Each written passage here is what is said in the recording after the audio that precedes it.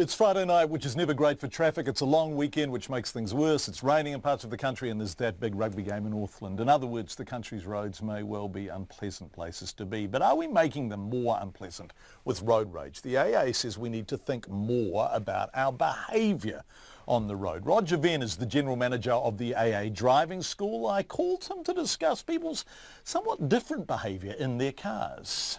Absolutely true, and I think we've got to really try and educate ourselves to think just because we've shut the door and put the seatbelt on and we're listening to John Campbell on the radio, it doesn't mean we shouldn't still take care of our emotions and really try and keep things in perspective, I think is the way we've got to do it. You know, I use the supermarket analogy. If we get cut up in the supermarket or somebody pulls in front of us in the queue, we don't really react the same, do we? And why is that?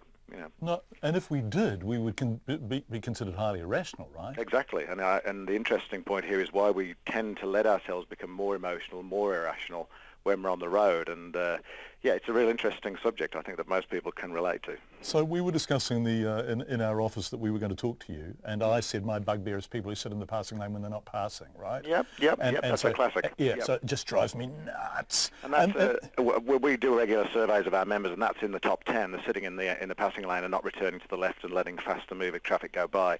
And that's a double-edged sword. I mean, that's a safety issue, but it's also an etiquette and just being plain rude, really. But then I felt my own blood boiling, and I think, oh, you know, sometimes you start to tailgate people and get really exasperated and yeah, and it happens. So we've got to be the bigger man here. You've got to say we all make mistakes, okay, and not everybody's perfect. And I think in most of the walks of life we're much more considerate, much more flexible. That's true, isn't it? It is true, and I think we've just got to try and take a little bit of that into our driving styles, and also realise that, you know, if we're getting angry, if we're getting upset, it's a distraction, and we all know that distraction and fatigue are the two biggest causes of accidents, and so that's a real one to take, you know, to think about, especially if you've got kids in the car, family in the car, you know. Yeah, exactly. Actually, you don't want to behave like a goofball in front of your kids, do you? Right? Well, it's setting good standards for the kids as well. I mean, obviously the kids, even young kids, pick up the habits from their parents or from whoever's driving. And if they see Dad acting like a loony, and the only time he does that is in the car, they're going to think that's normal behaviour and follow suit, aren't they? Yeah. So what sort of case studies have you got? And actually, I mean, I'm making a bit light of this, but actually, sometimes road rage can be terrifying. Oh, well, there's been some horrific stories in the press quite recently, and those are extreme, and I don't think many people would have had those extreme. But I think a lot of us will have. I'm a cyclist, and I put hand on heart, I've been a bit of road rage from now and then if somebody's, you know, not given me enough room.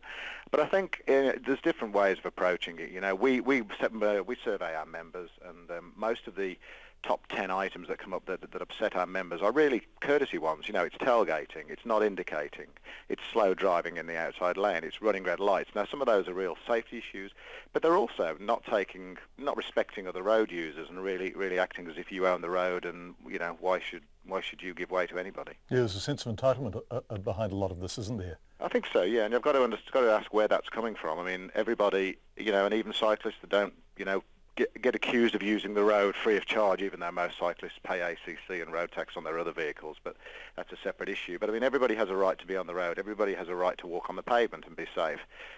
Pedestrians, cyclists, all road users, and I think we've got to take a more egalitarian view to that. So sometimes I live in a part of Auckland where you have to get onto the motorway and you merge, so people come into the on-ramp from left and right. Yep. And it would be very easy if you merged like a zip, and that's what we're told to do. But sometimes people just try and, you know, jam in, and so that you get 3 cars coming in from the right before one comes in from the left, and you think this is just nutty crap, because we're only going to stationary traffic anyway. I mean, why would you try and cut someone off when you're entering an Auckland motorway where you're not going to move for the next 20 minutes? I mean, yeah. But some of this is, and look, because I do a demographic study, it's men, isn't it, that do, and it's actually men of my age who seem to me to be disproportionately likely to do this crap. I think you're absolutely right, and I don't know whether it's because we've been emasculated in a lot of other ways, and this is the one way we can get a little win in our day. Or that's feeble, isn't it? That's really feeble. But I mean, if that's the biggest win of your day, you've got to, I think you need to look at the bigger picture. You know? Exactly.